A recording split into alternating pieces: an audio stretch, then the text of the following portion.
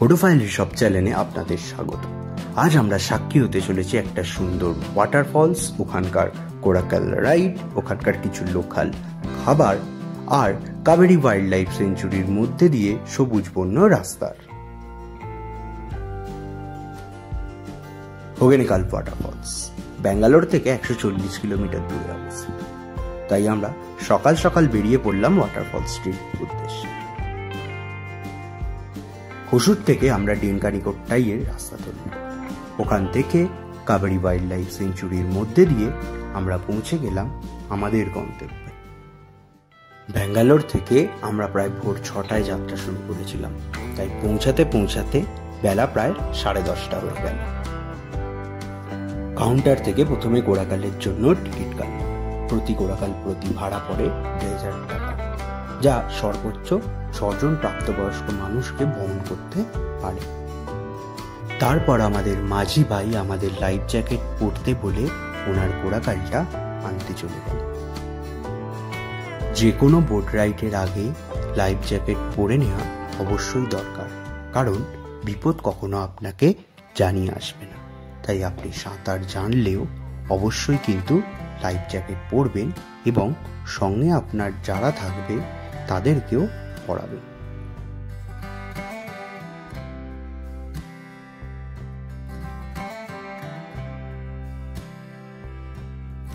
কোরাকাল তামিল ভাষায় যাকে বলে পারিশাল এবং কান্নাডাতে টিপ্পা। এটার কাঠামোটি তৈরি হয় বাঁশ দিয়ে।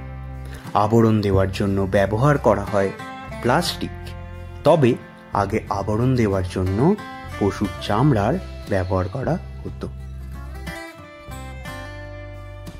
আমরা দাঁড়িয়ে দাঁড়িয়ে চারিদিকে কোরাকাল চড়ার দৃশ্য উপভোগ করছি। ঠিক এমন সময় আমাদের মাঝি ভাই ওনার কোরাকালটা নিয়ে চলে এলেন। এবার আমাদের কোরাকাল চড়ার পালা।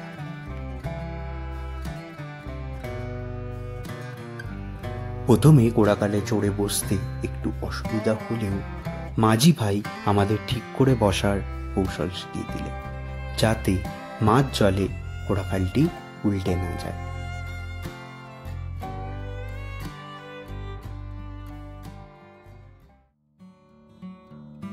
ওয়াটারফলসটি দেখতে কোরাকালে চেপে প্রথমে আমাদের সামনেরই জমিটিতে যেতে হবে। তারপর একটু হাঁটলে সেই সুন্দর ওয়াটারফলসের দৃশ্য আমাদের চোখে পড়বে। জমিতে পৌঁছাতেই দেখি এক মাঝি ভাই তার কোরাকালটি ঠিক করছে। এছাড়াও আশেপাশে অনেক স্ন্যাক্স বিক্রি হচ্ছে। খেতে ইচ্ছা হলে অবশ্যই কিনে খাবেন, তাতে লোকালদের একটু সুবিধা হবে। বাকি খাবার আমি ফেরার সময় দেখাবো। চলুন যাওয়া যাক আমাদের গন্তব্যের দিকে।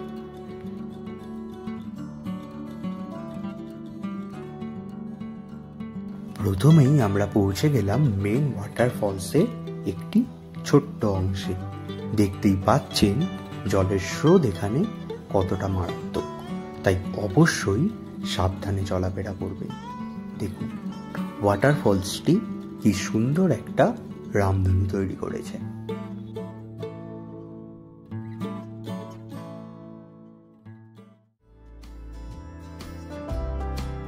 নিরাপত্তার জন্য বলে রাখি, এখানে এলে কখনোই স্লিপার্স পরে আসবেন না, তাতে পা হড়কে যাওয়ার সম্ভাবনা বেশি থাকে। অবশ্যই ভালো গ্রিপ দেয়া কোনো জুতো পরে আসবে। এবার আমরা চলেছি মেন ওয়াটারফলসটির দিকে। বারবার বলছি অবশ্যই এখানে সাবধানে চলাফেরা করুন। এখন আপনি উপভোগ করছেন হোগেনেকাল ওয়াটারফলসের সুন্দর দৃশ্য। জলের স্রোত কিন্তু এখানেও মারাত্মক, তাই ধারে যাবেন না। ধারে গিয়ে দয়া করে ছবি তুলবেন না, এতে আপনার বিপদ হবে। ওয়াটারফলসটির এত সুন্দর দৃশ্য দেখে সত্যি মন যেন আনন্দে ভরে উঠেছে।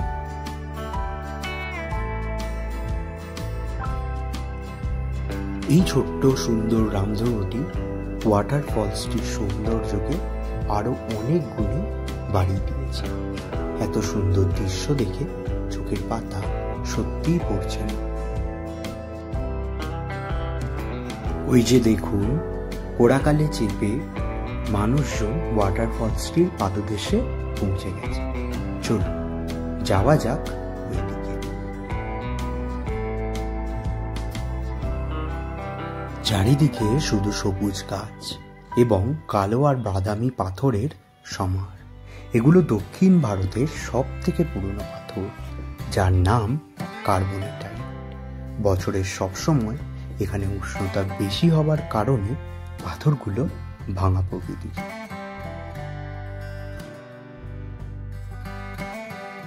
চলুন আবার বসে পড়া যাক কোড়াকালে। প্রথমে যাব ওই ওয়াটারফলসটির পাদদেশে, তারপর কোড়াকাল চেপে চারদিকটা একটু ঘুরে দেখব।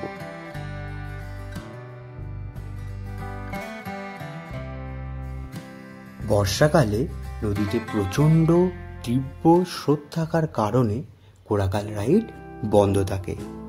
তবে বর্ষাকাল ছাড়া বছরের অন্য যে কোনো সময় এলে আপনি কিন্তু কোড়াকাল চড়ার সুযোগ পাবেন।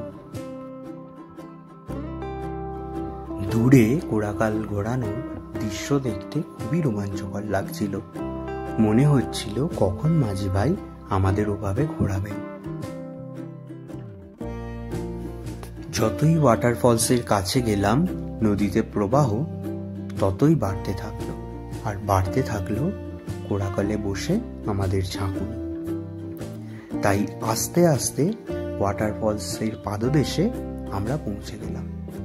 এখান থেকে ওয়াটারফলসটি দেখতে অন্যরকমই সুন্দর লাগছিল।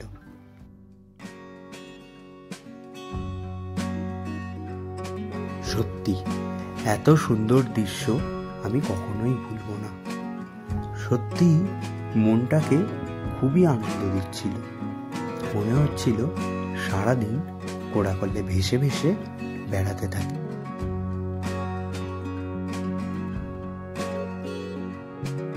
কোড়াকালটি যেহেতু একটু বেশি দূর ছিল, তাই ভিডিওগুলো একটু আনস্টেবল রেকর্ড করা হয়েছে, যা কোড়াকাল চড়ার রোমাঞ্চকে আরো বেশি করে ফুটিয়ে তুলেছে।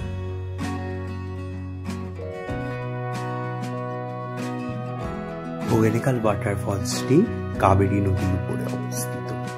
তাই সত্যি বলতে আমরা এখন কাবেরী নদীর উপরে কোড়াকালে চেপে ঘুরে বেড়াচ্ছি।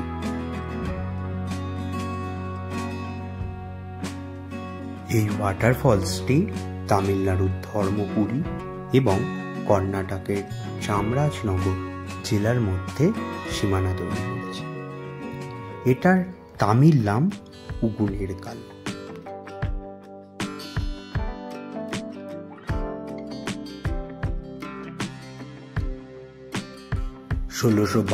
থেকে 1758 সালে মহীশূর সাম্রাজ্যের সময় এখানে অনেক কানাডাস খাজনা আদায়ের জন্য বসতি তৈরি করে, যারা পরবর্তীকালে এই ওয়াটারফলের নাম দেয় হোগেনিকাল।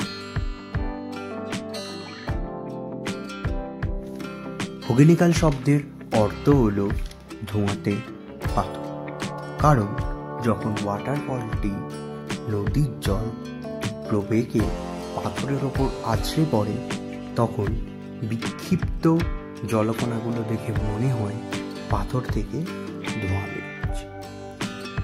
তাই ওয়াটারফলটির নাম কানাডাসরা হোগেনিকাল রেখেছে। হোগেনিকাল ওয়াটারফলসের পরে কাবেরী নদী বড় আকার, যেটি এইরকম পাথরের ভূখণ্ডের সৃষ্টি করে।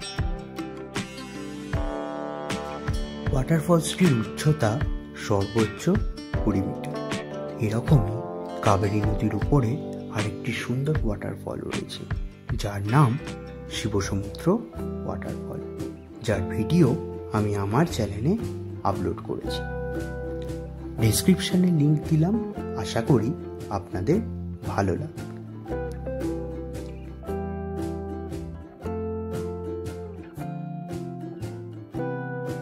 এই নদীর ওপরে মাঝে মাঝেই চোখে পড়বে ভাসমান কিছু স্ন্যাক্সের দোকান, যা আপনাকে একটু হলেও কাশ্মীরের ডাল লেকের অনুভূতি দেবে।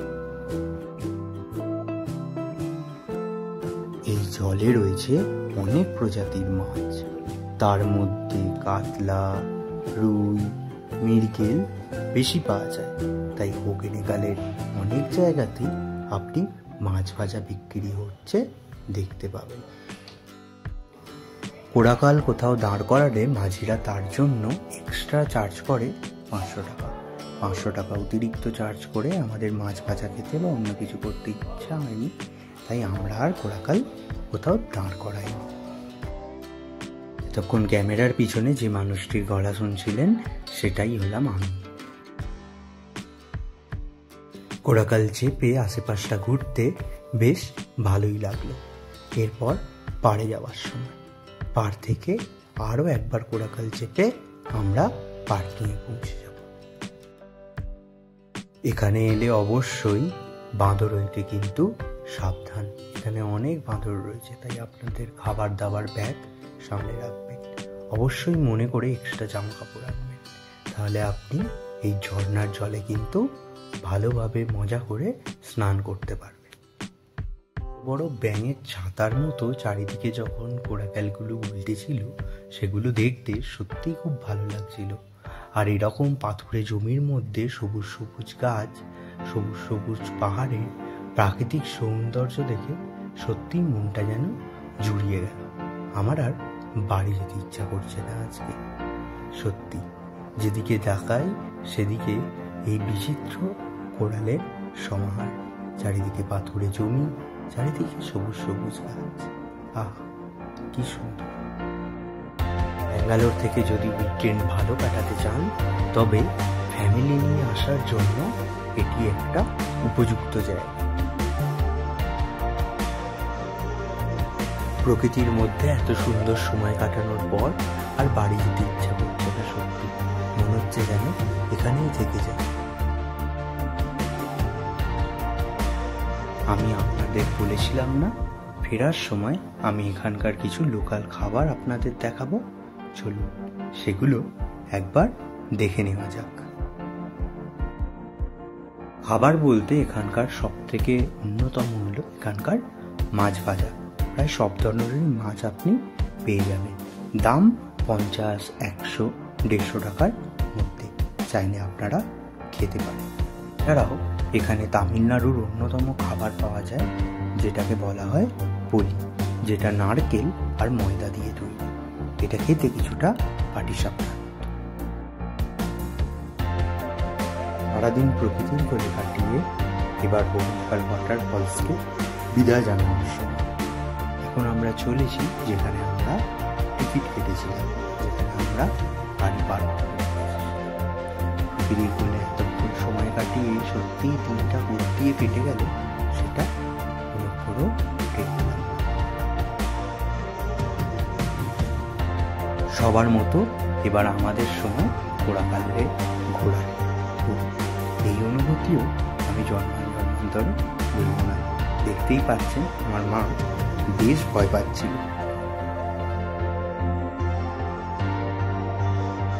এত বড় কোড়াকালকে ব্যালেন্স করে একটা কাঁধে নিয়ে যেতেও অনেক কৌশলের প্রয়োজন, তাই এই দৃশ্যটা আমি ক্যামেরা বন্ধ করে রাখতে চাই। হোগেনেগাল ওয়াটারফলস দেখার পরে এবার আমরা চলেছি আমাদের বাড়ির পথে। রাস্তায় চোখে পড়বে কাবেরী ওয়াইল্ড লাইফ সেঞ্চুরি, ঘন জঙ্গল। রাস্তায় যেতে যেতে এক জায়গায় কুমির হইতে সাবধান দেখে দাঁড়িয়ে পড়লাম। কিন্তু এ কি, যে জলে লেখা কুমির হইতে সাবধান, সেই জলে কত বাচ্চা, লোক এবং গ্রামের মানুষজন স্নান করতে ব্যস্ত।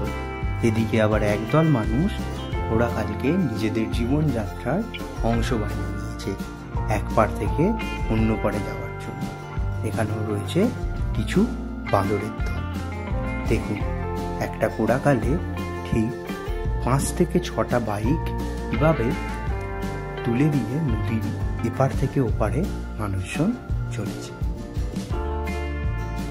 এই হলো কাবেরী ওয়াইল্ড লাইফ সেঞ্চুরির মধ্যে দিয়ে সবুজ সুন্দর জঙ্গলে ভরা রাস্তা। আজকের ভিডিওটি এখান পর্যন্ত। ভিডিওটি সম্পূর্ণ দেখার জন্য আপনাকে অনেক অনেক ধন্যবাদ। এরকম আরও অনেক ঘুরতে যাওয়ার ভিডিও দেখতে আমার চ্যানেলটিকে সাবস্ক্রাইব করে রাখুন। ভিডিওটি যদি আপনার ভালো লেগে থাকে অবশ্যই একটা লাইক দেবেন আর কমেন্ট করে জানাবেন আমার কাজ আপনাদের কেমন লাগে। আজকের ভিডিও এখান পর্যন্তই, দেখা হচ্ছে পরের একটা নতুন ভিডিওতে। আপনারা ভালো থাকবেন, সুস্থ থাকবেন।